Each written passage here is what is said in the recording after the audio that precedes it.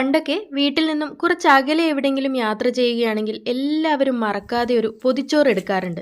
അതിരാവിലെ എണീറ്റ് ഭാര്യയോ അമ്മയോ ഉണ്ടാക്കുന്ന പൊതിച്ചോറ്. കനലിൽ വാട്ടിയ വാഴയിലയിലാണിത് പൊതിഞ്ഞെടുക്കാറ്. സാധാരണ ചാറ് കറികളൊന്നും ഇതിൽ ഒഴിക്കാറില്ല. ഇതിന് കാരണം എന്തായിരിക്കും? എന്തിനായിരിക്കും എല്ലാവരും പൊതിച്ചോറ് എടുത്തുകൊണ്ട് പോവുക? കാരണം ഇന്നത്തെ പോലെ വാഹന സൗകര്യങ്ങളോ വിശക്കുമ്പോൾ കഴിക്കാനായിട്ട് ഒരുപാട് ഹോട്ടലുകളൊന്നും ഉണ്ടാവില്ല. നമ്മൾ ചോറ് കരുതിയിട്ടുണ്ടെങ്കിൽ മാത്രമേ നമുക്ക് കഴിക്കാൻ പറ്റുകയുള്ളൂ. ഈ പൊതിച്ചോറ് എല്ലാ നാട്ടിലും ഉണ്ടെങ്കിലും ഇതിൽ ഉൾപ്പെടുത്തുന്ന വിഭവങ്ങൾ ഓരോ നാടിനനുസരിച്ചും വ്യത്യസ്തമായിരിക്കും. ഇതുപോലെ തന്നെ ഞങ്ങളുടെ വയനാടൻ പൊതിച്ചോറിനും ഒരുപാട് വ്യത്യാസമുണ്ട്. ഞാനിന്നിവിടെ 2 തരത്തിലുള്ള പൊതിച്ചോറുകളാണ് നിങ്ങൾക്ക് കാണിക്കുന്നത്. ഒന്നാമത്തേത് വാഴയിലയിൽ എല്ലാവരും ഉണ്ടാക്കുന്ന തരത്തിലുള്ളത്. രണ്ടാമത്തേതാണ് ഏറ്റവും പ്രധാനപ്പെട്ടത്. കാരണം ഇത് പൊതിയുന്ന ഇലയ്ക്ക് പോലും പ്രത്യേകതകൾ ഒരുപാടാണ്. ഒരുപക്ഷെ നിങ്ങൾ ഇതുവരെ കണ്ടിട്ട് വരെ ഉണ്ടാവില്ല. ഇത് കൂവ ഇല എന്ന് പറയുന്ന ഒരു ഇലയാണ്. ഇത് ഞങ്ങളുടെ നാട്ടിൽ കല്യാണങ്ങളിലും അമ്പലങ്ങളിൽ അന്നദാനത്തിനും മാത്രമല്ല മരണവീടുകളിലും അടിയന്തരത്തിനൊക്കെ സദ്യയൊക്കെ ഉണ്ടെങ്കിൽ ഇതാണ് ഉപയോഗിക്കാറ്. സാധാരണയായിട്ട് വയലുകളിലും തോടിൻ്റെ വക്കത്തുമാണ് ഒരുപാടുണ്ടാവുക. എൻ്റെ ഓർമ്മയിൽ തന്നെ ഞങ്ങളുടെ അമ്പലത്തിൽ വെച്ചൂട്ട്, അന്നദാനത്തിന് ഞങ്ങൾ വെച്ചൂട്ട് എന്നാണ് പറയുക. വെച്ച് ഊട്ടുക സാധനങ്ങളൊക്കെ, അതായത് സദ്യകളൊക്കെ വെച്ചിട്ട് അത് ജനങ്ങൾക്ക് കൊടുക്കുന്നതിനെയായിരിക്കും ചിലപ്പോൾ വെച്ചൂട്ടെന്ന് പറയുന്നത്. അപ്പോൾ വെച്ചൂട്ടിനൊക്കെ ഈ ഇലകളാണ് എല്ലാവരും ഉപയോഗിക്കുക. ഇതിൻ്റെ വലുപ്പം അനുസരിച്ചാണ് നമ്മളിതിൻ്റെ എണ്ണം തീരുമാനിക്കുന്നത്. ഒരുപാട് വലുതാണെങ്കിൽ ഒരു 3 എണ്ണം മതിയാകും, ചെറുതാണെങ്കിൽ 4 എണ്ണം ആയിരിക്കും ഉപയോഗിക്കുക. അപ്പോൾ ഇതെങ്ങനെയാണ് അറേഞ്ച് ചെയ്ത് വെക്കേണ്ടതെന്നൊക്കെ ഞാൻ പിന്നീട് കാണിച്ചു തരാം. അപ്പോൾ ഈ ഇല പറിക്കാനായിട്ട് ഞാനും മക്കളും മനീഷേട്ടനും പിന്നെ എൻ്റെ ഒരു ഏട്ടനും വന്നിട്ടുണ്ട്. എൻ്റെ അച്ഛൻ്റെ ചേച്ചിയുടെ മോനാണ്, സുനുവേട്ടൻ എന്നാണ് പേര്. അപ്പോൾ നമ്മൾ ഈ സ്ഥലത്ത് ഇതിന് മുന്നേ വന്നിട്ടുണ്ട്, നിങ്ങൾക്ക് ഓർമ്മയുണ്ടാകും. നമ്മൾ താള് നുള്ളാനായിട്ട് മെരത്തിമാരെയൊക്കെ കൂട്ടിയിട്ട് ഇതേ സ്ഥലത്തേക്കാണ് വന്നത്.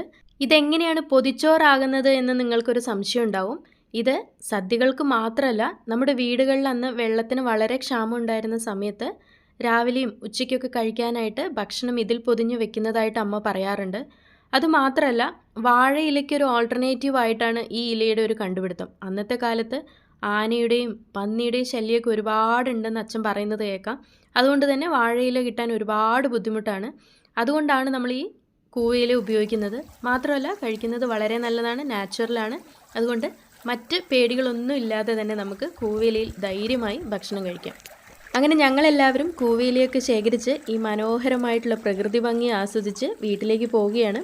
പോകുന്നതിന് മുന്നേ ഈ തോടും ഭംഗിയൊക്കെ കണ്ടപ്പോൾ കുട്ടികൾക്ക് ഭയങ്കര ആഗ്രഹം. കൂടെ മാമനും ഉണ്ടല്ലോ. മാമനും മക്കളും കൂടെ തോട്ടിൽ കളിക്കാൻ തുടങ്ങി. ഈ നഗരവാസികളായ മക്കൾക്ക് ഇത്രയും മനോഹരമായിട്ടുള്ള സ്ഥലം വേറെ എവിടെ കിട്ടാനാ? നമ്മുടെ പട്ടണത്തിലും മാളിലൊന്നും കിട്ടാത്ത സുഖവും സന്തോഷമായിരിക്കും ഇവിടെയൊക്കെ കളിക്കുമ്പോൾ കിട്ടുക. അപ്പോൾ നമ്മൾ ആവശ്യത്തിനുള്ള ഇലകളൊക്കെ ശേഖരിച്ച് ഇനി ഇതിലേക്കുള്ള പൊതിച്ചോറുണ്ടാക്കണം. അത് നമ്മൾ വീട്ടിൽ നിന്നാണ് ഉണ്ടാക്കുക. ഇതിലെ ഓരോ വിഭവങ്ങളും വളരെ വ്യത്യാസമാണ്. നിങ്ങൾ ഓരോന്നായിട്ട് കണ്ടു നോക്കുക. അമ്മ അവിടെ അടുപ്പൊക്കെ കത്തിച്ച് റെഡി ആയിട്ടുണ്ടാവും. അപ്പോൾ നമുക്ക് വേഗം തന്നെ പൊതിച്ചോറിനുള്ള പരിപാടികൾ തുടങ്ങാം. അങ്ങനെ നമ്മൾ വീട്ടിലെത്തിയിരിക്കുകയാണ്. അടുപ്പെല്ലാം നന്നായിട്ട് കത്തുന്നുണ്ട്, നല്ല കനലായിട്ടുണ്ട്. നമുക്ക് ഒരുപാട് തീയൊന്നും വേണ്ട, പക്ഷെ പാകത്തിന് കനൽ വേണം. ചെറിയ തീയിലാണ് നമ്മളെല്ലാം ഉണ്ടാക്കുന്നത്. ആദ്യമേ തന്നെ നമ്മൾ വറുത്തരച്ചൊരു ചമ്മന്തിയാണ് ഉണ്ടാക്കുന്നത്. ഈ ചമ്മന്തി നമുക്ക് ഒരുപാട് ദിവസം വെക്കാൻ പറ്റും. അതുകൊണ്ടാണ് നമ്മളിത് വറുത്തരച്ചുണ്ടാക്കുന്നത്. അപ്പോൾ അതിനായിട്ട് ആദ്യമേ തന്നെ ഒരു ഇരുമ്പ് ചീനച്ചട്ടി അങ്ങ് വെച്ചിട്ടുണ്ട്. ഇനി ഈ ഇരുമ്പ് ചീനച്ചട്ടി ചൂടാവുമ്പോൾ ഇതിലേക്ക് കുറച്ചധികം വെളിച്ചെണ്ണ ചേർത്ത് കൊടുക്കുക. കാരണം നമുക്ക് ഒരുപാട് സാധനങ്ങൾ ഇതിൽ വറുത്ത് കോരിയെടുക്കാനുണ്ട്. വെളിച്ചെണ്ണ ചൂടായതിനു ശേഷം നമ്മൾ ഇതിലേക്കൊരു 10-15 ഉണക്കമുളക് ചേർത്ത് കൊടുക്കുന്നുണ്ട്. ഇതധികം എരിവില്ലാത്ത മുളകാണ്, പക്ഷേ കാശ്മീരി ചില്ലി അല്ല. അപ്പോൾ ഈ മുളകൊക്കെ കളറ് മാറാതെ നന്നായിട്ടൊന്ന് വറുത്ത് കോരി വേറൊരു പാത്രത്തിലേക്ക് എടുത്തു വയ്ക്കുക. അടുപ്പായതുകൊണ്ട് തന്നെ അല്പം പുകയൊക്കെ ഉണ്ടാകും. കാണുന്നവർക്ക് ബുദ്ധിമുട്ടുണ്ടാവില്ല എന്ന് വിശ്വസിക്കുന്നു. കാരണം നമ്മൾ എപ്പോഴും ഗ്യാസിലല്ലേ കുക്ക് ചെയ്യുന്നത്. കുറച്ച് പുകയൊക്കെ ആയാൽ നിങ്ങൾക്ക് ഇഷ്ടപ്പെടുമെന്ന് വിചാരിച്ചിട്ടാണ് ഞാനതൊന്നും എഡിറ്റ് ചെയ്യാതെ വിട്ടത്. ഇനി ഇതേ എണ്ണയിലേക്ക് നമ്മൾ കുറച്ച് തേങ്ങാക്കൊത്താണ് ഇട്ട് കൊടുക്കുന്നത്. ഒരു അരമുറി തേങ്ങയുടെ തേങ്ങാക്കൊത്താണ് ചേർത്ത് കൊടുക്കുന്നത്. ഇതും നന്നായിട്ട് നമ്മൾ എണ്ണയിൽ ഫ്രൈ ചെയ്തെടുക്കണം. കാരണം കുറച്ച് നാൾ വെക്കേണ്ടതല്ലേ. അപ്പോൾ നന്നായിട്ട് ഫ്രൈ ചെയ്തെടുക്കുന്നത് നല്ലതാണ്. അമ്മയാണെങ്കിൽ ഇത് അടുപ്പിൽ വെച്ചതിന് ശേഷം ഇതിനിടയിൽ പല പണികളും ചെയ്യുന്നുണ്ട്. അപ്പോൾ ഞാനും ഇടയ്ക്ക് ഇളക്കി കൊടുക്കുന്നുണ്ട്. അപ്പോൾ നമ്മുടെ തേങ്ങാക്കൊത്തും ഇവിടെ നന്നായിട്ട് ഫ്രൈ ആയി വന്നിട്ടുണ്ട്. തേങ്ങാക്കൊത്തെല്ലാം എണ്ണയിൽ നിന്നും മാറ്റിയതിന് ശേഷം നമുക്ക് ഇതിലേക്ക് കുറച്ച് ചുവന്നുള്ളിയാണ് ചേർത്ത് കൊടുക്കുന്നത്. കുറച്ചല്ല, ഒരു 10-15 ചുവന്നുള്ളി തന്നെ നമ്മളിതിലേക്ക് ചേർത്ത് കൊടുക്കുന്നുണ്ട്. ഇതും നന്നായിട്ട് വഴറ്റിയെടുത്തതിന് ശേഷം എണ്ണയിൽ നിന്ന് കോരിയെടുക്കാം.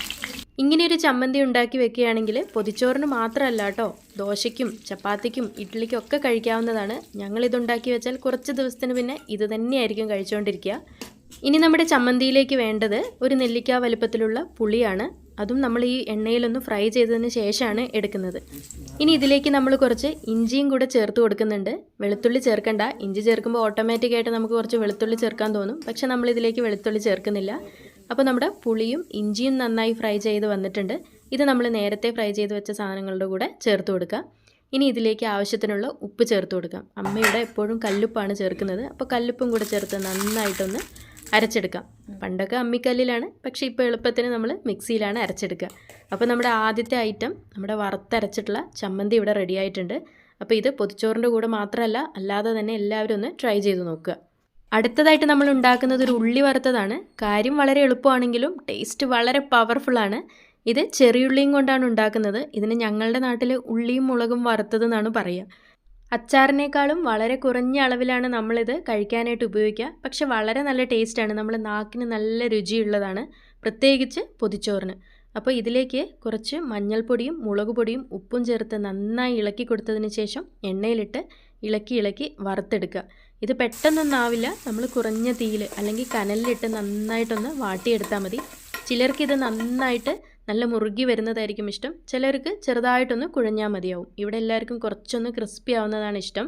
അതുകൊണ്ട് തന്നെ അമ്മ കുറച്ച് നേരം ഇളക്കിയതിന് ശേഷം അടുപ്പിൽ അതുപോലെ വെച്ച് കൊടുക്കുകയാണ്. ഇതിനിടയിൽ തന്നെ നമുക്ക് പൊതിച്ചോറിനുള്ള ചോറ് റെഡിയാക്കാം. ഇടയിൽ നമുക്ക് ഈ ഉള്ളി വറുത്തതൊന്ന് ഇളക്കിയും കൊടുക്കാം. ഇനി ഈ പൊതിച്ചോറിൻ്റെ ചോറിനെ കുറിച്ച് പറയുകയാണെങ്കിൽ സത്യത്തിൽ ഇത് ചോറല്ല കേട്ടോ. ഞങ്ങളിതിന് നുറുകേരി എന്നാണ് പറയുക, അല്ലെങ്കിൽ പച്ചരി വറ്റിച്ചതെന്ന് പറയും. സാധാരണ ചോറ് എന്ന് പറയുമ്പോൾ നമ്മൾ വെള്ളം തിളയ്ക്കുമ്പോൾ അതിലേക്ക് അരി ഇട്ടതിന് ശേഷം അരി നന്നായിട്ട് വെന്ത് വരുമ്പോൾ, അതായത് ചോറാവുമ്പോൾ വെള്ളം ഊറ്റിക്കളയും. പക്ഷേ ഇവിടെ നമ്മൾ വെള്ളം ഊറ്റിക്കളയുന്നില്ല. ആ വെള്ളത്തിൽ തന്നെ ഈ ചോറ് വറ്റിച്ചെടുക്കുകയാണ്. അങ്ങനെ പച്ചരി വറ്റിച്ചെടുത്ത നുറുകേരിയാണ് നമ്മളിന്ന് ചോറുപതിയിലേക്ക് അല്ലെങ്കിൽ നമ്മുടെ പൊതിച്ചോറിലെ ചോറായിട്ട് ഉപയോഗിക്കുന്നത്. അപ്പോൾ ഇവിടെ വെള്ളം നന്നായി ചൂടായതിന് ശേഷം ഇതിലേക്ക് 2 ഗ്ലാസ് പച്ചരി ഇട്ടിരിക്കുകയാണ്. പച്ചരി ഇട്ടതിന് ശേഷം നന്നായിട്ട് വേവിക്കുക. ഇടയ്ക്കിടയ്ക്ക് ഇളക്കി കൊടുക്കുക. കാരണം ഇത് അടിയിൽ പിടിക്കാൻ ചാൻസ് ഉണ്ട്. അതുകൊണ്ട് നമ്മൾ നുറുകേരി ഉണ്ടാക്കുമ്പോൾ ഇളക്കൽ നിർബന്ധമാണ്. അതിൻ്റെ കൂടെ തന്നെ നമ്മുടെ ഉള്ളി വറുത്തതിനെയും മറന്നു പോകരുത്.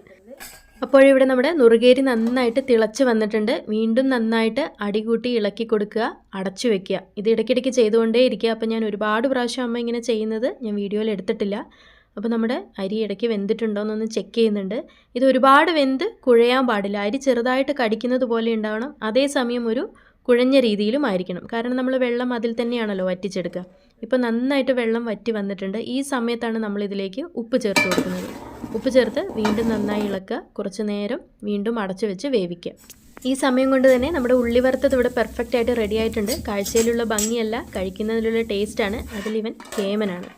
അപ്പോൾ ഈ സമയം കൊണ്ട് തന്നെ നമ്മുടെ നുറുകേരി ഇവിടെ പെർഫെക്റ്റ് ആയിട്ട് റെഡി ആയിട്ടുണ്ട്. ഈ ഒരു അളവിലാണ് വേണ്ടത്. ഇത് കണ്ടോ, ഇതിൽ ഒരു തുള്ളി വെള്ളമില്ല. പക്ഷേ ചോറ് ഒരുപാട് അങ്ങ് വെന്ത് കുഴഞ്ഞിട്ടുണ്ടോ എന്ന് ചോദിച്ചാൽ ഇല്ല. നമ്മൾ കഴിക്കുമ്പോൾ അപ്പോഴായിരിക്കും നമുക്ക് ടേസ്റ്റ് ഉണ്ടാവുക. ഇതിൽ നമ്മൾ വെള്ളം ഊറ്റിക്കളയേണ്ട ആവശ്യമില്ല. ഇനി ഇത് തണുത്ത് കഴിയുമ്പോൾ ഒന്നും കൂടെ ഒന്ന് സെറ്റാവും. അപ്പോൾ നമ്മളിത് അടുപ്പിൽ നിന്നും ഇറക്കി വെച്ചിട്ടുണ്ട്. അപ്പോൾ നമ്മുടെ പൊതിച്ചോറിനുള്ള ഐറ്റങ്ങൾ ഏകദേശം ഒന്ന് റെഡി ആയിട്ടുണ്ട്. ചമ്മന്തിയുണ്ട്, തൈരുണ്ട്, ഉള്ളി വറുത്തതുണ്ട്.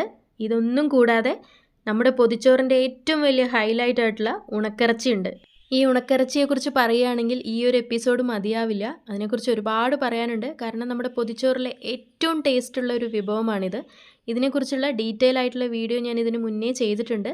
സൺ ഡ്രൈഡ് ചിക്കൻ അല്ലെങ്കിൽ ഉണക്ക ചിക്കൻ റോസ്റ്റ്. ഇത് കോഴിയിറച്ചി തന്നെയാണ്. അപ്പോൾ നമ്മൾ പച്ച കോഴിയിറച്ചി വാങ്ങി ഇത് വെയിലത്ത് ഉണക്കിയതിന് ശേഷം ഉപ്പും മുളകൊക്കെ ചേർത്ത് ഇതുപോലെ ആക്കിയെടുക്കുന്ന ഒരു അടിപൊളി റെസിപ്പിയാണ്. അതിൻ്റെ ഡീറ്റെയിൽ ആയിട്ടുള്ള വീഡിയോ ഞാൻ ചെയ്തിട്ടുണ്ട്. നിങ്ങൾ കണ്ടു നോക്കുക. അപ്പോഴതിൻ്റെ റെസിപ്പി വീണ്ടും കാണിച്ച് നിങ്ങളെ ബോറടിപ്പിക്കേണ്ടെന്ന് വിചാരിച്ചിട്ടാണ്. ആവശ്യമുള്ളവർക്കായിട്ട് ഞാൻ ഫസ്റ്റ് കമൻ്റായിട്ട് ഈ റെസിപ്പി പിൻ ചെയ്യാം. അപ്പോൾ നിങ്ങളെല്ലാവരും ഒന്ന് കണ്ടു നോക്കുക, ട്രൈ ചെയ്ത് നോക്കുക. അടിപൊളി റെസിപ്പിയാണ്. ചിക്കൻ കഴിക്കാത്തവർ പോലും കഴിച്ചു പോകും. അങ്ങനെ നമ്മൾ ഫൈനൽ സ്റ്റേജിലേക്ക് വന്നു. പൊതിച്ചോറ് പൊതിയാൻ പോവുകയാണ്. ആദ്യമേ തന്നെ നമ്മൾ കൂവയിലയിലാണ് പൊതിഞ്ഞെടുക്കുന്നത്. നിങ്ങൾ ശ്രദ്ധിച്ചോന്നറിയില്ല, കൂവയിലയുടെ ബാക്ക് സൈഡ് പിൻഭാഗത്താണ് നമ്മൾ ഭക്ഷണങ്ങൾ ഇടുന്നത്. ഇതുപോലെയാണ് ഇത് വെക്കേണ്ടത്. അതിനെല്ലാം ഒരു പ്രത്യേകതയുണ്ട്, ഒരു രീതിയുണ്ട്. അപ്പോൾ നമ്മൾ വലുപ്പത്തിനനുസരിച്ചാണ് ഇത് വെക്കുക. നമ്മൾ പൊതിഞ്ഞ് വെക്കുകയാണെങ്കിൽ ഇതുപോലെ 4 എണ്ണമാണ് വെക്കുക. 2 എണ്ണം തലങ്ങും വിലങ്ങുമായിട്ട് വെക്കും. അതിനുശേഷം നമ്മളിതിലേക്ക് നമ്മൾ നേരത്തെ തയ്യാറാക്കി വെച്ച സാധനങ്ങളൊക്കെ വെച്ച് കൊടുക്കുകയാണ്. നമ്മൾ വാഴയില പൊതിഞ്ഞ് വെക്കുന്ന അത്രയ്ക്ക് എളുപ്പമല്ല കൂവയിലയിൽ പൊതിഞ്ഞെടുക്കുക. പിന്നെ നമ്മളിത് ഭക്ഷണം പൊതിഞ്ഞതിന് ശേഷം എങ്ങോട്ടും യാത്രയൊന്നും പോകുന്നില്ലല്ലോ. നമ്മൾ വീട്ടിൽ തന്നെയാണിത് പൊതിഞ്ഞൊരു സ്ഥലത്ത് വെക്കാറ്. കാരണം അന്നത്തെ കാലത്ത് എല്ലാവർക്കും കൊടുക്കാനുള്ള പ്ലേറ്റുകളോ അല്ലെങ്കിൽ പ്ലേറ്റ് ഉണ്ടെങ്കിൽ തന്നെ അത് കഴുകാനായിട്ടുള്ള വെള്ളത്തിൻ്റെ ബുദ്ധിമുട്ട് ഇതൊക്കെയുണ്ട്. അപ്പോൾ അതൊക്കെ മാറ്റാനായിട്ട് നമ്മൾ കൂവയിലയിൽ ഇതുപോലെ ഭക്ഷണങ്ങൾ പൊതിഞ്ഞു വയ്ക്കുക. അപ്പോൾ ഓരോരുത്തർക്ക് അവരവരുടേതായ സമയം വരുമ്പോൾ വരിക, കഴിക്കുക, ആ ഇലയെടുത്ത് തോട്ടത്തിലേക്ക് വലിച്ചെറിയുക. ഇതാണ് അന്നത്തെ രീതി. അപ്പോൾ നമ്മൾ ആദ്യമേ തന്നെ കൂവയിലയിലുള്ള ചോറ് പൊതി ഇവിടെ അല്ലെങ്കിൽ പൊതിച്ചോറ് റെഡി ആയിട്ടുണ്ട്. കൂവയിലയിൽ പൊതിച്ചോറ് പൊതിയൽ അത്ര എളുപ്പമല്ല. ഇതുപോലെ എക്സ്പീരിയൻസ് ഉള്ളവർക്ക് മാത്രമേ ചെയ്യാൻ പറ്റുള്ളൂ. പക്ഷെ അമ്മ പറയണു ഇതൊന്നും കുഴപ്പമില്ല, ഇതൊക്കെ ഞങ്ങൾ എത്ര കഴിച്ചതാണ്, ഇങ്ങനെ തന്നെയാണ് ഞങ്ങൾ ചെയ്യാറ്. പിന്നെ പൊതിഞ്ഞതിന് ശേഷം കമഴ്ത്തി വെക്കുകയാണ് പതിവ്. ഇതിൽ പേപ്പർ എടുത്ത് പിന്നൊരു പൊതിയുന്ന പരിപാടികളൊന്നുമില്ല. അന്നത്തെ കാലത്ത് അതൊക്കെ വളരെ റെയർ ആയിട്ടുള്ള കാര്യമാണല്ലോ.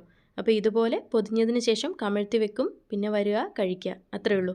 അപ്പോൾ ഞങ്ങളുടെ വയനാടൻ സ്പെഷ്യൽ കൂവയിലയിൽ പൊതിഞ്ഞ പൊതിച്ചോറിൻ്റെ രഹസ്യം അല്ലെങ്കിൽ അതിൻ്റെ ഉള്ളിലുള്ള വിഭവങ്ങളൊക്കെ ഇതാണ്. ഇനി വാഴയിലയിൽ പൊതിഞ്ഞൊരു പൊതിച്ചോറും കൂടെ നമുക്ക് ഉണ്ടാക്കണമല്ലോ. അതിനായിട്ട് വാഴയില ആദ്യമേ തന്നെ നന്നായിട്ട് തീയിലൊന്ന് വാട്ടിയെടുക്കുന്നുണ്ട്. അപ്പോൾ ഇന്നത്തെ കാലത്താണെങ്കിൽ നമ്മൾ ഗ്യാസിൽ വാട്ടിയെടുക്കും. അപ്പോൾ നമ്മൾ ഇന്നിവിടെ അടുപ്പിൽ നന്നായിട്ടൊന്ന് വാട്ടിയെടുക്കുന്നുണ്ട്. അപ്പോഴേ നമ്മൾ പൊതിയുമ്പോൾ നന്നായിട്ട് ഒടിഞ്ഞു കിട്ടുള്ളൂ. ഇനി നമ്മൾ നേരത്തെ ഉണ്ടാക്കിയ നുറുകേരിയിലേക്ക് അല്പം തൈരിട്ട് കുഴയ്ക്കുന്നുണ്ട്. ഇത് ഞങ്ങളുടെ നാട്ടിലൊക്കെ ഉള്ളൊരു ശീലമാണ്. അപ്പോൾ നമ്മൾ ഉച്ചയ്ക്ക് കഴിക്കുമ്പോൾ ഒരു ടേസ്റ്റ് വരാൻ വേണ്ടിയിട്ടാണ്. കറിയൊന്നും ഇല്ലെങ്കിലും കഴിക്കാൻ പാകത്തിന് വേണ്ടിയിട്ട് ഈ നുറുകേരിയിൽ നല്ല പുളിപ്പൊന്നും ഇല്ലാത്ത തൈരിട്ട് കുഴച്ചതിന് ശേഷം, തൈരും ഉപ്പും ചേർത്ത് കുഴച്ചതിന് ശേഷം അത് നന്നായിട്ട് മിക്സ് ചെയ്തിട്ടാണ് നമ്മൾ ഈ പൊതിച്ചോറിലേക്ക് ഇടുന്നത്. പിന്നെ നമ്മൾ നേരത്തെ തയ്യാറാക്കി വെച്ചിരിക്കുന്ന ഉണക്കിറച്ചിയും ഉള്ളി വറുത്തതും നല്ല വറുത്തരച്ച ചമ്മന്തിയും അച്ചാറൊക്കെ ചേർക്കാം. ഇത് കൂടാതെ മുട്ട വറുത്തത്, പിന്നെ നമ്മൾ നേരത്തെ തയ്യാറാക്കിയ വടകൊക്കെ ഉണ്ടല്ലോ, വടകിൻ്റെ വീഡിയോ ഒക്കെ ഇട്ടിട്ടുണ്ട്, കാണാത്തവർ കണ്ടു നോക്കുക. വടക്, ഉണക്കമുളക്, ചക്ക വറപ്പ് ഇതൊക്കെ വയ്ക്കാറുണ്ട്. അപ്പോൾ ഇതെല്ലാം ചേർത്ത് നമുക്ക് നല്ലൊരു ഊണും ഉണ്ണാം. അപ്പോൾ ഇതാണ് ഞങ്ങളുടെ വയനാട്ടിലെ വാഴയിലയിൽ പൊതിഞ്ഞ പൊതിച്ചോറ്. അപ്പോൾ നമ്മുടെ 2 പൊതിച്ചോറുകൾ ഇവിടെ തയ്യാറായിട്ടുണ്ട്. ഇനി ഒരു കാര്യം കൂടെ ഉണ്ട്. നമ്മുടെ കൂവയില വെച്ച് നമ്മൾ സദ്യകൾക്ക് എങ്ങനെയാണ് ഭക്ഷണം കഴിക്കുന്നതെന്ന് ഞാൻ പറഞ്ഞിരുന്നു. സദ്യയ്ക്കും അമ്പലങ്ങളിൽ വെച്ചൂട്ടിനൊക്കെ കഴിക്കാറുണ്ട്. അപ്പോൾ അത് ഇതുപോലെയാണ്. അതായത് ഇലയുടെ വലുപ്പത്തിനനുസരിച്ച് 3ഓ 4ഓ ഇലകൾ എടുക്കുക. എന്നിട്ട് ഒന്നിനു മുകളിൽ ഒന്നായിട്ട് വേണം വെക്കാനായിട്ട്. എല്ലാം പിൻഭാഗത്താണ് വെക്കുന്നത്. അപ്പോൾ ഇങ്ങനെ വെച്ചതിന് ശേഷമാണ് നമ്മളിതിലേക്ക് ചോറും കറികളൊക്കെ ഒഴിച്ച് കഴിക്കാറ്. ഇതുപോലെയുള്ള കൂവയിലകൾ നിരത്തി വെച്ച് ഒരുപാട് വെച്ചൂട്ട് ചോറുണ്ട് ഓർമ്മകൾ എനിക്കുണ്ട്. അന്ന് എനിക്കിതുപോലെ വൃത്തിയായി വെക്കാൻ അറിയാണ്ടിരിക്കുമ്പോൾ തൊട്ടടുത്തുള്ള ആൾ എന്നെ ഒരുപാട് സഹായിച്ചിട്ടുണ്ട്. അപ്പം ഞങ്ങളുടെ നാട്ടിലെ ഒരുപാട് നല്ല ഓർമ്മകളാണ് എനിക്ക് കൂവയിലയുമായിട്ട് ബന്ധപ്പെട്ടിട്ടുള്ളത്. അപ്പോൾ ഇതെല്ലാം നിങ്ങളുടെ മുന്നിൽ എത്തിക്കാൻ സാധിച്ചതിൽ ഒരുപാട് സന്തോഷമുണ്ട്. അപ്പോൾ നിങ്ങളുടെ നാട്ടിലും ഇതുപോലെ കൂവയില ഉപയോഗിച്ച് ഭക്ഷണം കഴിക്കുന്നവരൊക്കെ ഉണ്ടെങ്കിൽ ഈ വീഡിയോ കാണുകയാണെങ്കിൽ മറക്കാതെ അതിനെക്കുറിച്ച് കമൻറ്റ് ബോക്സിൽ കമൻറ്റ് ചെയ്യുക. അപ്പോൾ ഈ വീഡിയോ നിങ്ങൾക്ക് എല്ലാവർക്കും ഇഷ്ടപ്പെട്ടു എന്ന് വിചാരിക്കുന്നു. മറ്റൊരു വീഡിയോയുമായി, വയനാടൻ വിശേഷങ്ങളായിട്ടുള്ള വീഡിയോയുമായിട്ട് ഉടനെ വരാം. ചാനൽ ഇഷ്ടപ്പെട്ടെങ്കിൽ മറക്കാതെ ഒന്ന് സബ്സ്ക്രൈബ് ചെയ്യുക, വീഡിയോ ഒന്ന് ലൈക്ക് ചെയ്യുക, ഇഷ്ടപ്പെട്ടവർക്ക് ഷെയർ ചെയ്യുക. മറ്റൊരു വീഡിയോയുമായി വീണ്ടും കാണാം. താങ്ക്